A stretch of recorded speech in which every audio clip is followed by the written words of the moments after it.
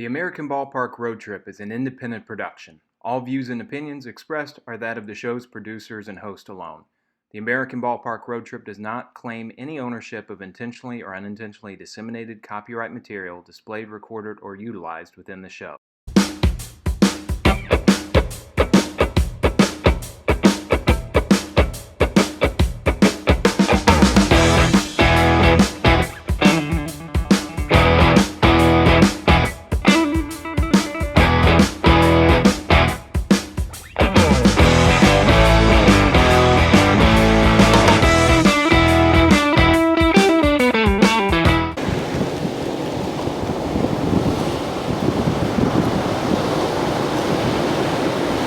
Puerto Rico has over 270 miles of coastline, creating 300 unique beaches according to the individual geography of each area of the island.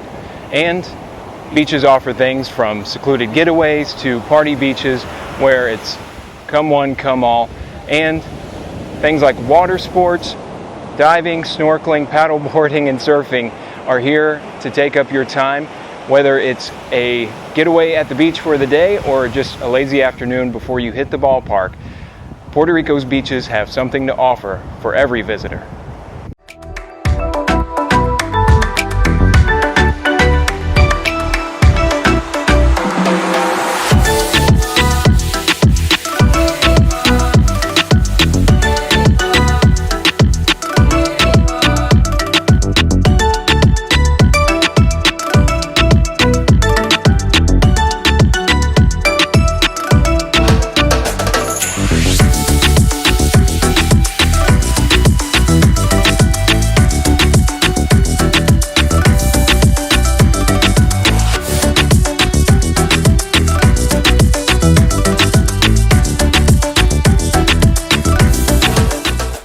According to visitpuertorico.com, the Museo del Deporte de Puerto Rico is one of the 5 best sports museums in the world. Now, the museum holds a huge collection of both game used gear and memorabilia dedicated to athletes not only from Puerto Rico, but from the Caribbean as a whole. They take particular pride in their exhibition of life-size statues of famous athletes, including Roberto Clemente.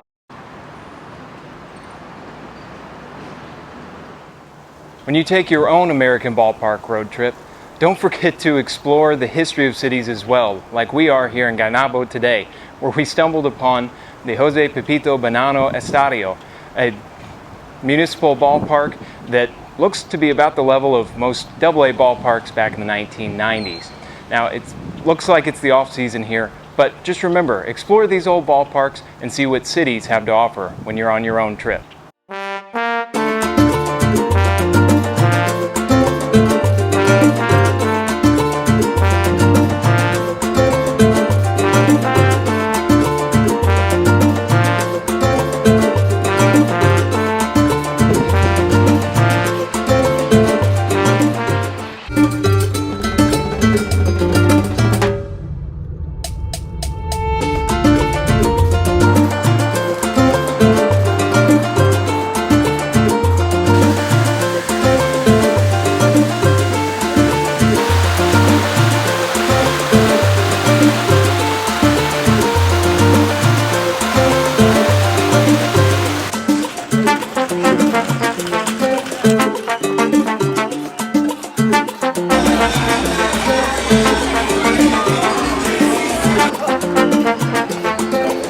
Each episode of ABRT will try to feature some local fare away from the ballpark. So we're back here in Old San Juan for dinner at Restaurante El Abrito.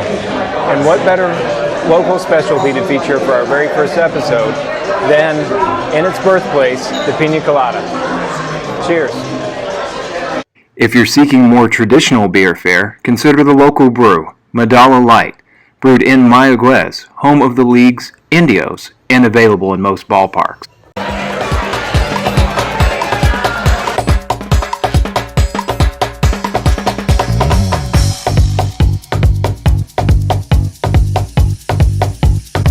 The Puerto Rican people embrace the holiday season as a whole. We visited between Christmas and New Year's, so The public streets each night in Old San Juan were filled with people in preparation for the Three Kings Day on January the 6th, celebrating the wise men in the biblical birth of Jesus. The Puerto Rican Sports Hall of Fame is a nonprofit institution dedicated to distinguishing and recognizing the local and national sports heroes of Puerto Rico. It's housed here in Estadio Sixto Escobar, named for the first world boxing champion the island produced. The structure was built in 1932 and since then has hosted mainly baseball, but has shifted to football and international soccer. In 1935 and 36, it played home to the spring training of the Cincinnati Reds, as well as being the home of the Gigantes de Santurce until the team moved to a new ballpark in 1961. That Gigantes team featured stars like Roberto Clemente, Hall of Famers Roy Campanella and Willie Mays, and Negro League legend Willard Home Run Brown. We happened to catch it at a holiday break, but it is open here in this high traffic area in San Juan, near Old San Juan, and in recent years has served as a soccer-only destination, and in its past has hosted Real Madrid in international tournament play.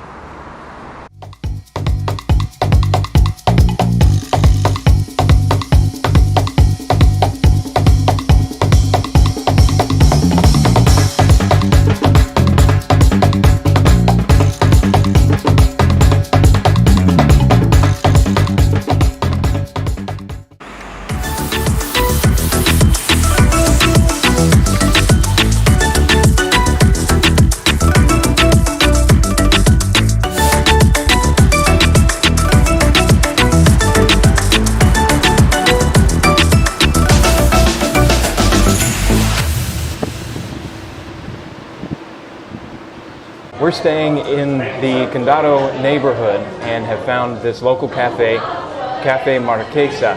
And so I am enjoying a breakfast of their chashuka, which features eggs, goat cheese, and a spicy tomato sauce served with some soft bread. Great stop here in Condado in Puerto Rico.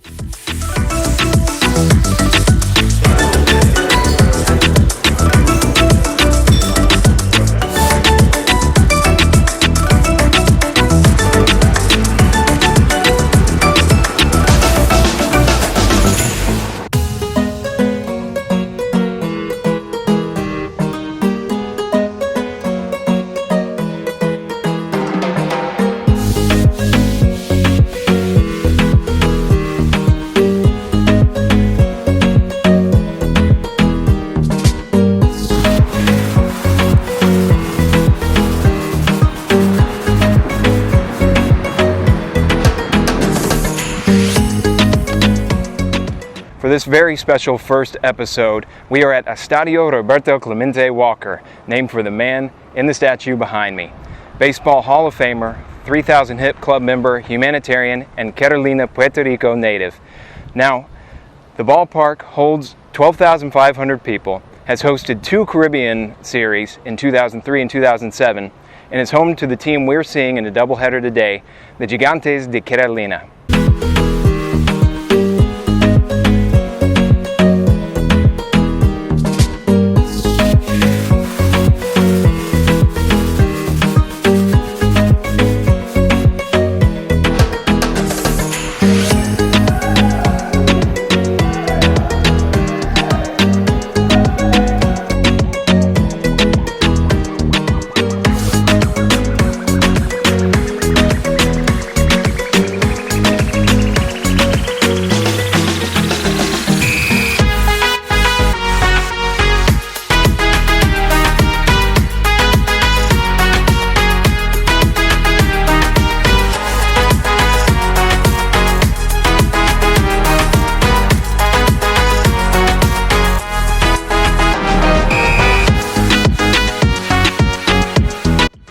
The Gigantes de Carolina have called Roberto Clemente Walker Estadio home since their founding in the year 2000. In their 22-year history, the team has brought home 2 league titles for the 05-06 season and the 06-07 season. The now Black and Gold has hosted Major League alums like longtime Blue Jay and Puerto Rican native Carlos Delgado, Red Sox world champion Daisuke Matsuzaka, future Hall of Famer Yadier Molina, longtime reliever Scott Kazmir, former big league catcher Giovanni Soto, and Yankee legend Bernie Williams.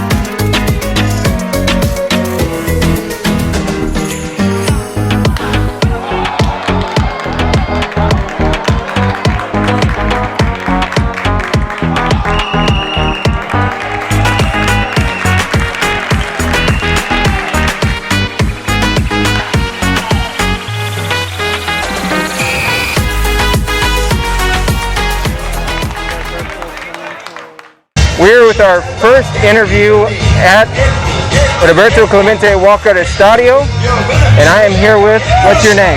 Ricardo de Sevilla.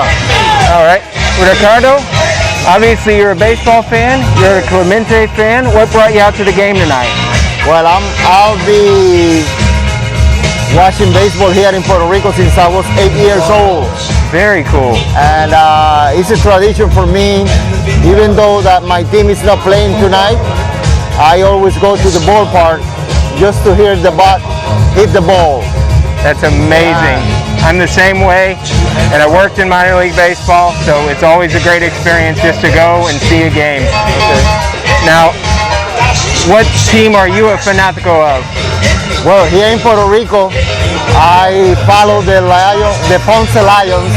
Okay. They are supposed to be coming back to the league the next year. Okay. They are bringing the team back to play next year, but at Major League level, I'm from the Pittsburgh Pirates. I always been Pirates. I can see that. And are you a native of Ponce?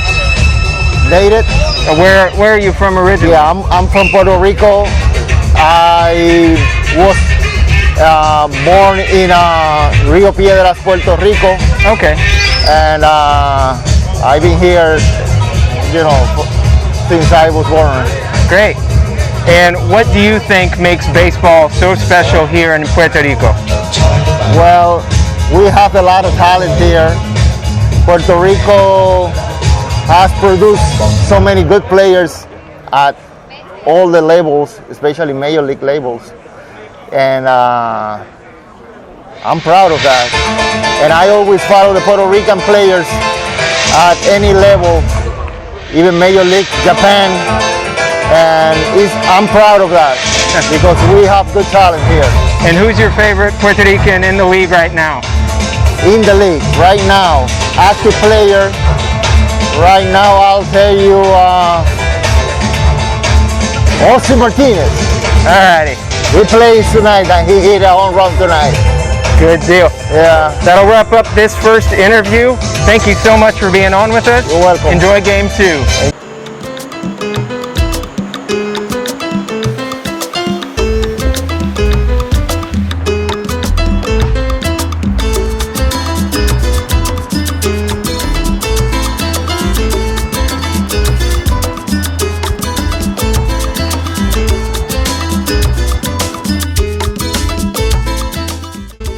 If you visit Estadio Roberto Clemente Walker anytime soon, on top of its natural beauty, it should look like a new ballpark. In April of 2021, FEMA approved an obligation of over $18 million for permanent repairs to the ballpark, including the removal and replacement of new seating, new lighting, fences and safety nets, work done to the scoreboard, electrical system, and transformer, and clay areas on the artificial playing surface, in addition to new stair railings and wooden benches for the dugouts.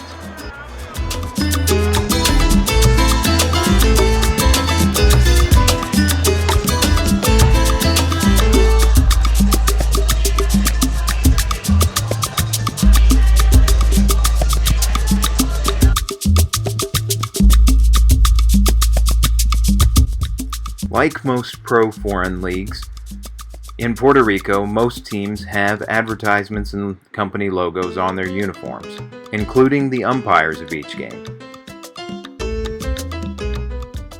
Here with our second interview on the ground here at Roberto Clemente Walker Estadio, and I am here with Javier Hernandez. And Javier, what do you do with the ball club here?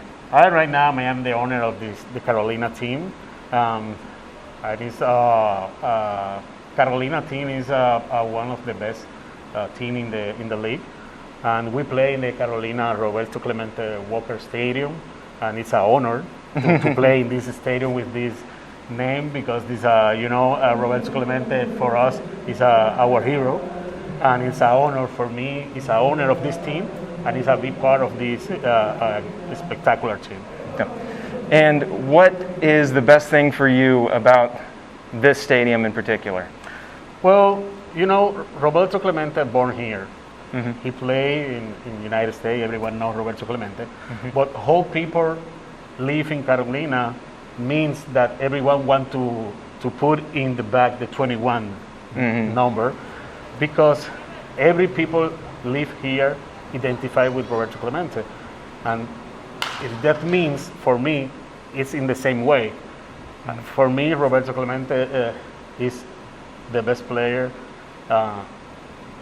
Try to move the other players to play in a major league level, mm-hmm. and for this reason, it's very significant for us, because if we play here in the Clemente land, we think that we need to do everything as he played in the baseball. Mm-hmm. Yeah, mm-hmm. And what makes this particular league special? What makes it special when nobody else during the year is playing baseball except for here and some other sites? But what's great about playing baseball in December, almost at the new year? Yeah, the Puerto Rico Winter League it's like a league the player used to develop mm-hmm. the skills for the next level in the major league level. Here in Puerto Rico, play a lot of players that then move to the major league level. Mm-hmm. For example, Wade Boggs, a lot of players that play here mm-hmm. use this league. This is a good league to try to develop and move to the next level when go to spring training, and it's to go ready in spring training to do the development and successful in the next level. Fantastic. And what does the community mean to this ball club, and what does this ball club mean to the community, at least in your opinion? Well, the community is very important for us. Mm-hmm. Our team made a lot of things to help the community, to involve the community in the game, to involve the community in charity events. Mm-hmm. And if you remember Clemente, he doing this and he died doing this. Yeah. Try to help the other people. And our team tried to do the same thing to help the community, involve the community with the team, and everyone feel like a part of the team. Mm-hmm. Definitely. Well, I appreciate your time. I will round it out on one question of what motivates you to come to the ballpark every day and make this a special experience for the fans each season in the winter?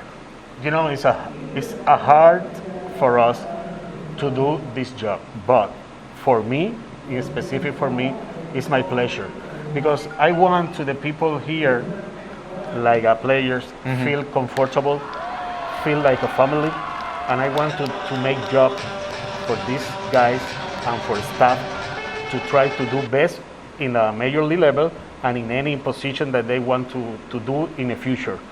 For example, I want my players feel comfortable that they have a particular place to play baseball, and it's as a job to move to the next level. Fantastic. Thank you for your time. Thank you for appearing on the very first special episode of American Ballpark Roadtrip, and we appreciate your time tonight. Thanks a lot. Thank you. Here in Puerto Rico, you have a good friend.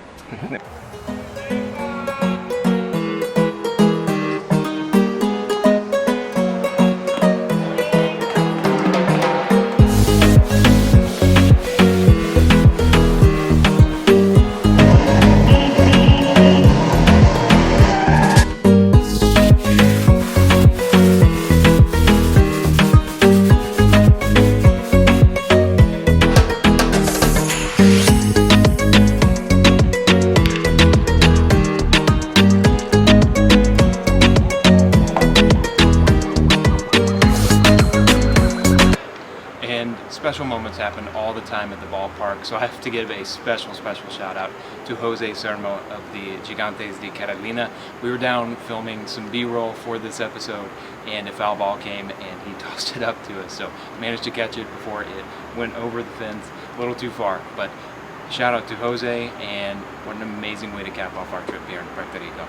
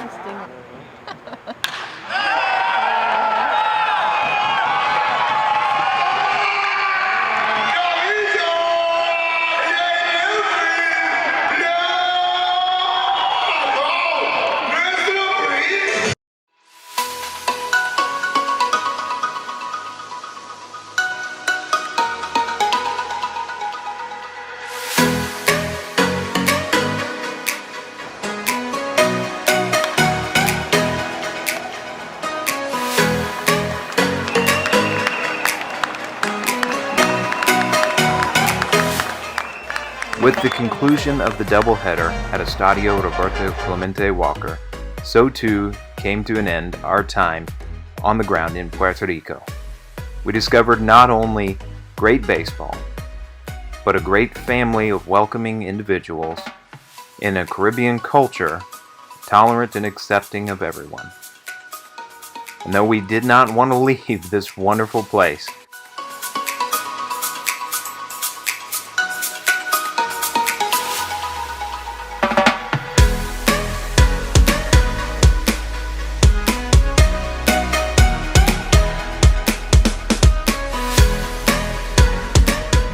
after 5 days, 3 teams seen, 2 ballparks visited, we gave up this wonderful view, packed our bags, said goodbye to our hospitable lodgings, and said adios and viva Puerto Rico.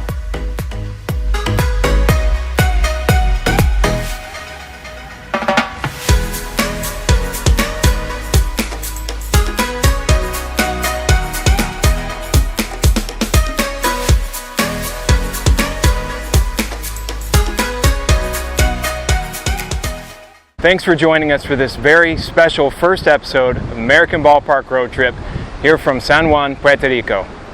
If you enjoyed the show, feel free to help us out by emailing us at amballparkrt@yahoo.com with your suggestions of where we should visit next, how we can make the show better, or how to become a sponsor or producer. And please support us on social media. Twitter at amballparkrt or Facebook at the American Ballpark Road Trip.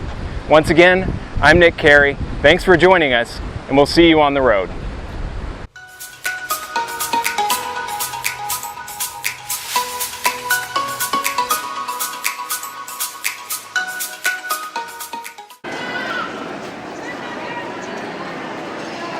Hey Road Trip fans, real quick travel advisory. We had to fly back from Puerto Rico through the Orlando airport and had some duty-free items and took one of the APM transportation vehicles and got out of one. Unfortunately, we were routed out into the main terminal and had to go through TSA again, and some of our duty-free items were seized. The TSA folks worked with us really well to get them back, but another TSA agent also told us it was a miscommunication on the airport's part in their signage. So just a travel advisory for you if you are encouraged by this show to go to Puerto Rico or come back in the Orlando airport. Just watch that signage if you're using the APM, and make sure if you're coming in off an international flight, you may have some trouble and may be forced to go back through TSA. So watch what you pack and watch that signage as well. But thanks for watching this video again, and